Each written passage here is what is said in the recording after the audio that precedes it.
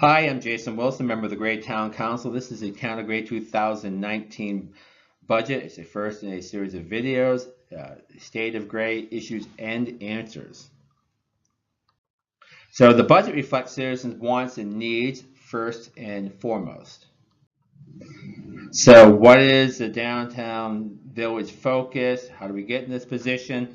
Well, in the 1980s, the first wave of a national downtown village revitalization movement started under the Reagan administration. In 2004, a second wave of the state downtown revitalization movement started in the Baldacci administration. So armed with central planning initiatives, a strong political movement started and continues this day to revitalize downtowns and villages. In Gray in the 1970s, we had a serious water problem, which resulted in becoming a Superfund area. And the reaction was to create 4-acre minimum lot sizes or zoning, which blanketed Gray Village. Only 10% was allowed to be covered with buildings or be paved. Existing businesses really had a hard time trying to grow and improve, and the zoning was not applied consistently. And one of the developments, we had a bar and a deli, which ended up becoming a biker hangout, which burned down in the 80s. We actually had urban blight. We had buildings that looked like this in the village. And even today, we have world-class innovative science and technology businesses in the village with gravel driveways and parking lots similar to the 1909 picture of the clock block. That type of inconsistency breeds uncertainty in the market, and the market declines.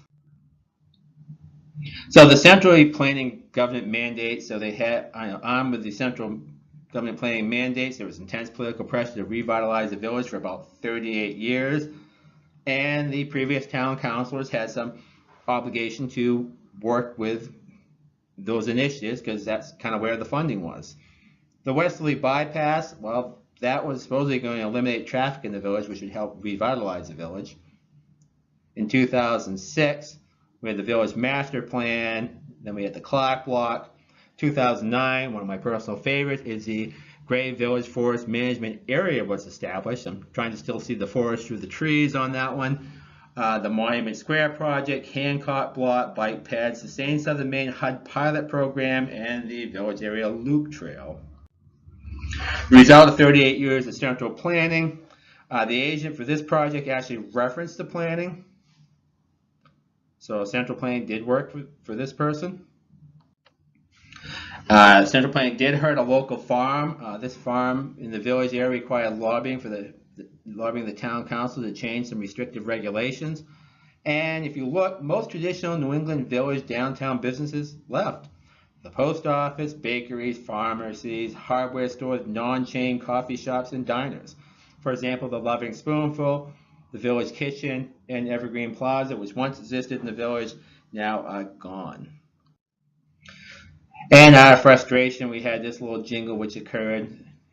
Let me tell you a story about a town called Gray, enough red tape and regulation to keep businesses away.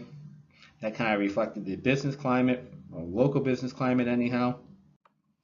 The 4 factors of 2004, the LD1, which capped the spending budget, that was a tax levy based off personal income growth and property tax revenues of the town.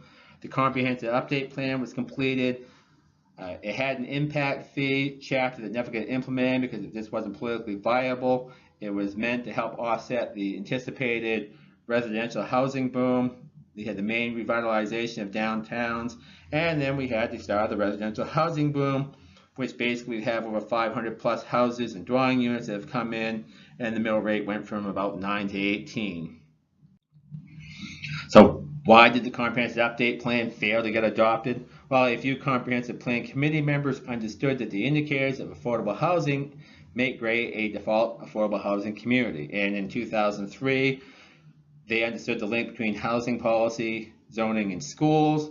And to provide the proper resources for the kids' education in Gray, they needed to protect or amp up the housing policies. The Brookings Institute studied 84,000 school districts and came to the same conclusion about 10 years later that basically land use policy is education policy. The committee members made an unpopular decision at the time not to drink the state mandated Kool-Aid, but it would appear that they were correct in their decision. The residential impact revenue outpaced the revenue stream. So you had a political demographic that had increased demands on schools, on town programs. Simultaneously, they had demands for zero-based budgets. Simultaneously, they voted to use capital improvement funds, the CIP, to pay for those demands and services.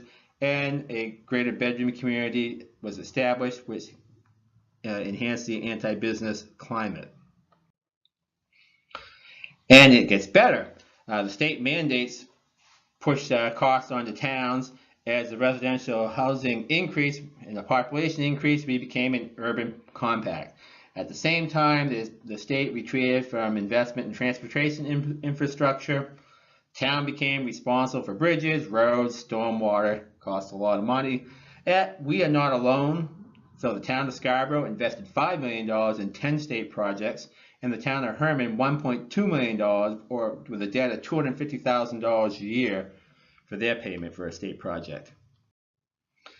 So some rogue town councils and citizens tied to the status quo implemented a market-friendly policies. 2012, the contract zoning occurred. We had an ordinance advisory committee was formed to prune off obsolete ordinances and improve future ones. Improved subdivision housing policies, a sub-D account, and open space, and we had impact fees to take the burdens off citizens and onto parties benefiting or actually profiting from projects that they're developing. The results, the town of Gray is on a better track for tax revenue to pay for services and capital improvements. Bruns Brothers had a contract zone for their recent project. They're in the top 10 of our taxpayers and invest in Gray. Britain Lumber had a contract zone which allowed them to branch out.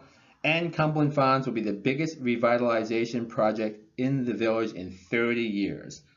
So that was thanks to some practical, market-friendly policies from past citizens and councils.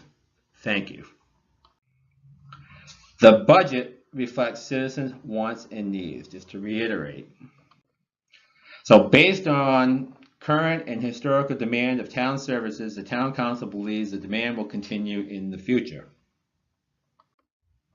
So the bond plan. It is anticipated that the cost of money for the bond, the interest rate and payment will be less than the combined inflation rate and depreciation rate of capital improvements.